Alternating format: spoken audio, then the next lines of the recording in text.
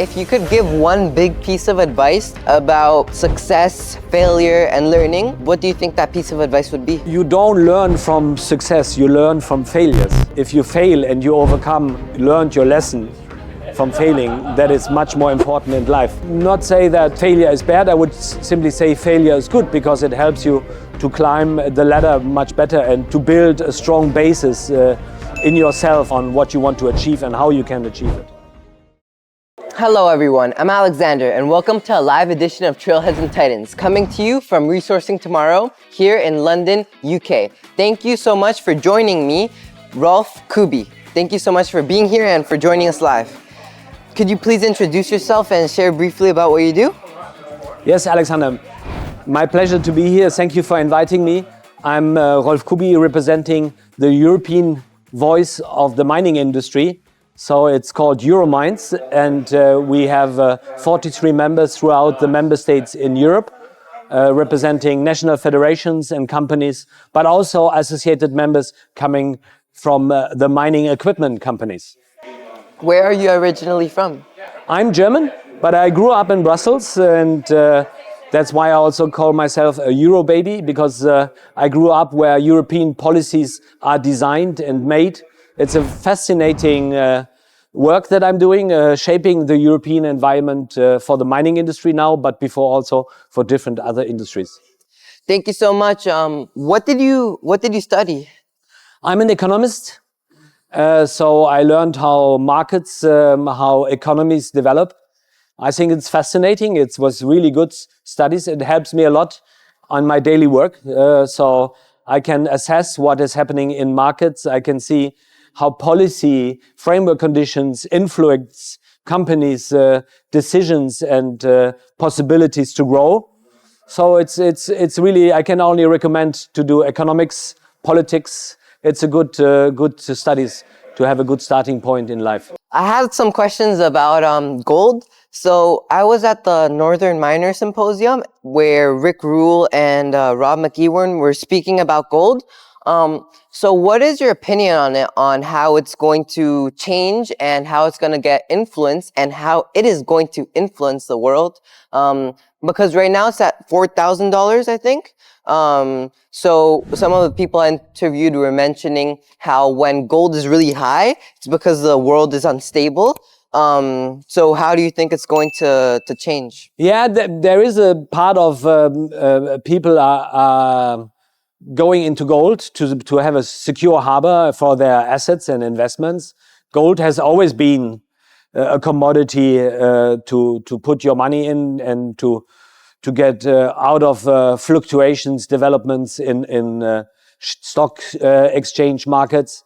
I think gold is one of the dominating commodities in the world from exploration point of view, from mining point of view. So it's keeping its importance, and it will stay like this.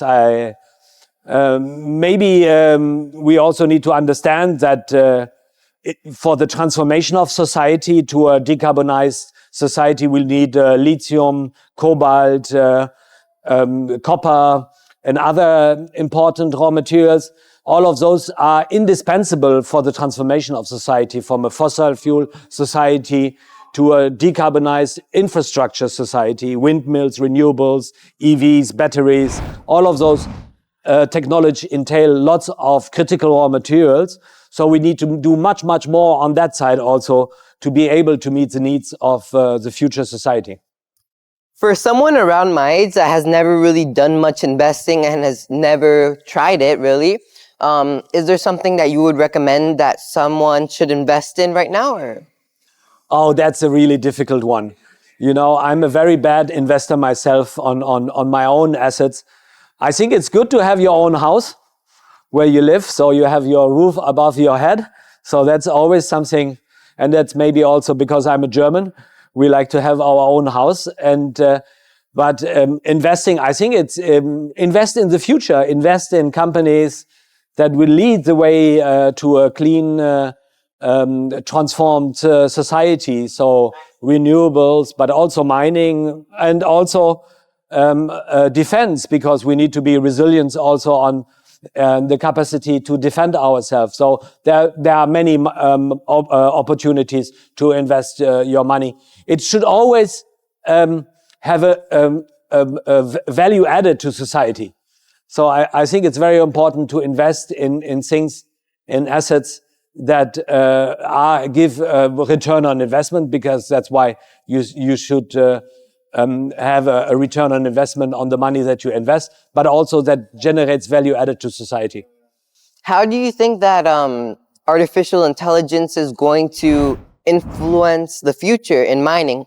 Because I know that right now they're already implementing it by some special drones that can map out the mines and all of that.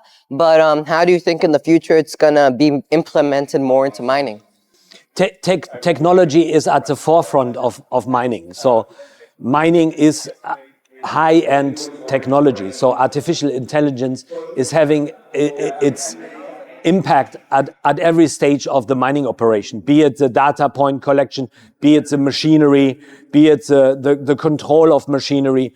So be it health and safety, the most important in mining, that is that at the end of the day, each and every worker comes home in good health and safely from a working day. So artificial intelligence is everywhere in all of those applications and will help to improve and to make things more efficient.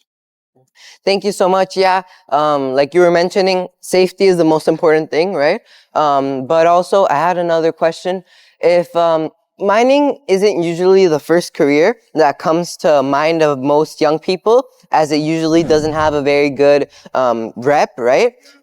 So what do you think they're really missing about the value or purpose of the industry?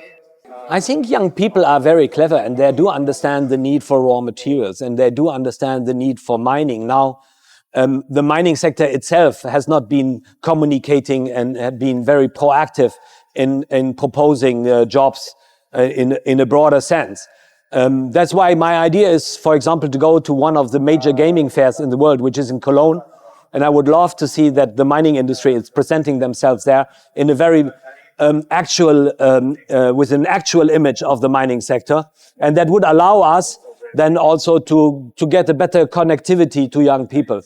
So it's happening, but it's still very small. So I also think that your podcasts and interviews are very valuable for us, because it allows us to connect with young people, because you are young, and Alexander, you are fabulous in what you are doing. I think it's really important to have more of young people who step in and try to understand the mining world and be there as a transmission belt between young people and the sector. But I also have to say, we are not the only sector that has challenges to find new workforces, to find skilled people, to find people who understand artificial intelligence and all of the modern way of working. So this is a challenge for society overall, because it's a structural change that is happening. And I think the mining sector is willing to cope with that challenge. And we have good ideas, but now we need to implement them also. For young people that might enjoy playing video games, can you give them an idea of some of the jobs that they can work in the mining sector? I think there are very many similarities. I have a 15-year-old boy, so he knows all of the games and everything, and I'm explaining it to him, and if he does find a similar opportunities to game and to work with the same tools. So simply this, I don't know the technical term, this gaming thing that you have in your hands. We use the same thing in the mining industry. To steer the controller, yes, like you say, the controller. We have the same in the mining industry to control operations, to work for drilling and for different other things. So it's really fascinating to see that the gaming world is coming into to the work life, the real work life, and at the same time also with Minecraft you have games that are developed on the basis of building cities and building an infrastructure that is similar to what we are doing when we are mining, because at the end of the day we are building a lot of infrastructure. I sometimes call mining, it's a modern Amazon. We blast things, we mill things, and we transport. It's a huge logistics thing. Mining is a huge logistics thing because you need to get the ores and the minerals to the harbors, to the processors, to the infrastructure where it's needed. So it's a lot of logistics, and that's why it's a fascinating work as well. If you don't mind me asking, what gaming conventions have you gone to? Myself, I've never been on a gaming convention. It's my wish to do that. And as I said, in Cologne, there is a big gaming fair once a year. And my wish would be that we, as the mining industry, are able to go there and promote the image of the sector to young people, as probably other sectors are doing too. So I think it's fair to be out there also to connect with young people and also motivate them to develop interest in the mining sector, because it's a fascinating sector. I'm in mining now since 5 years, and I've discovered and I've seen fabulous mines with all of the technologies, all of the things that you are operating there. So if you have an interest in technologies and you don't want to work at a desk somewhere in the skyscraper in the city, then you are really much welcome to come and see and experience mining. If you don't mind me asking, what did you study and what do you consider are going to be the careers of the future? I said I studied economics. I really liked it. I think it's a good basis. Now, there are many more studies that provide good basis for future careers. I think geology is fascinating. I also, as a student, was thinking about studying biology. So a lot of science is very good. The important thing for young people is do what you want to do.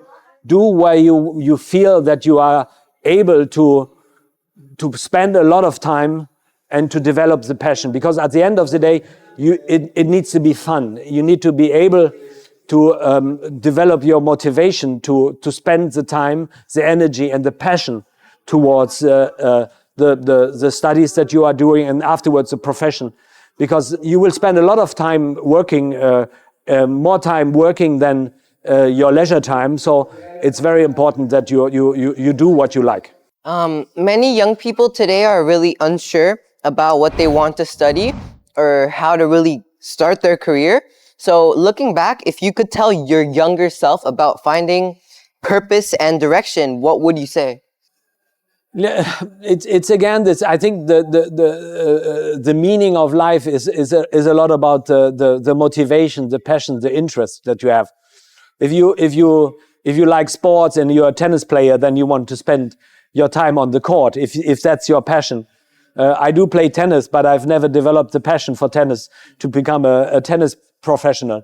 So I think I've kind of developed my passion, and that's digging into subjects. Interest is industry, finding,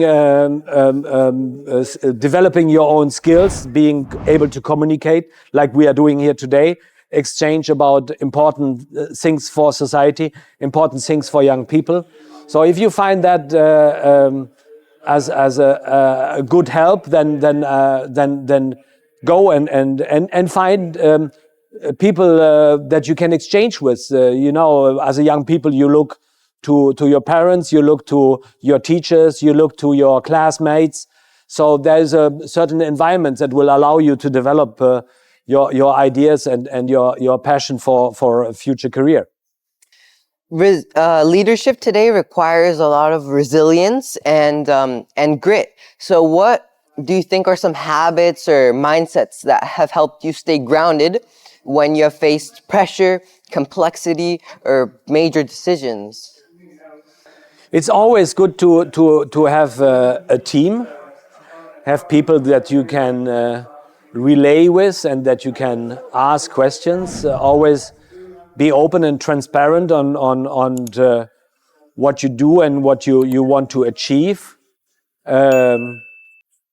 Have somebody to exchange in a trustful way, and to find somebody who will give you an honest feedback on what's happening and how to overcome crisis.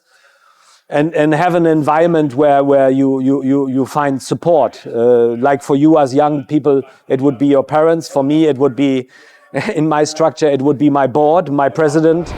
It would be important people in the mining industry that I can rely on, that would help me to take the right decisions in difficult circumstances. And we are all facing sometimes difficulties, and then it's very important also to always come forward with solutions. You know, nobody wants only problems, we want solutions. So we need to find ways to design those solutions and then go ahead and implement them.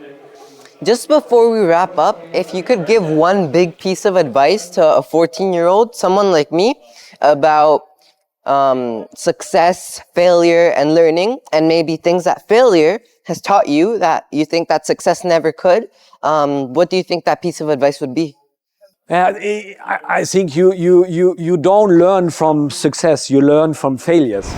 So that means that if you fail and you overcome and you've learned your lesson from failing, that is much more important in life, because it's not easy to be only successful and then fail at one moment when you are very high in your career. That would be, I think, quite damaging for your personality, and you would question yourself much more. So I would not say that failure is bad. I would simply say failure is good, because it helps you to climb the ladder much better and to build a strong basis in yourself on what you want to achieve and how you can achieve it.